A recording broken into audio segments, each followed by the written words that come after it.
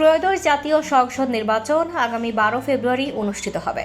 এতে ব্রাহ্মণবাড়িয়া 2 আসনের স্বতন্ত্র প্রার্থী রুমিন ফারহানাকে সমর্থন দিয়েছে জাতীয় পার্টি।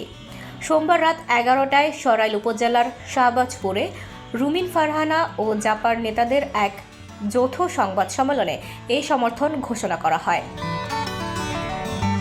এ সময় জাপার কেন্দ্রীয় ভাইস চেয়ারম্যান আব্দুল হামিদ ভাসানী বলেন, জাতীয় পার্টি মনোনীত প্রার্থী আমার নেতা জিয়াউল হক মৃধা মিথ্যা মামলা এবং হুমকির মুখে নির্বাচন থেকে সরে দাঁড়িয়েছেন। এমন অবস্থায় জাতীয় পার্টি একটি সুযোগ পেয়েছে। রুমিন ফারহানার প্রতি কৃতজ্ঞতা জানানো এবং প্রতিদান দেওয়ার সুযোগটি জাতীয় পার্টি কাজে লাগাতে চায়। জিয়াউল হক মৃধা যখন নির্বাচন থেকে সরে দাঁড়ালেন, তখন আমাদের দলের মহাসচিব শামীম হায়দার পাটোয়ারি আমাকে নির্দেশ দিয়েছে জাতীয় পার্টির সব নেতা যেন রুমিন ফারহানার পক্ষে কাজ করেন।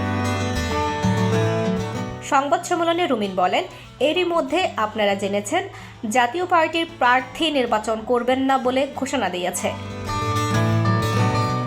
ডেস্ক রিপোর্ট, দৈনিক দৃষ্টি।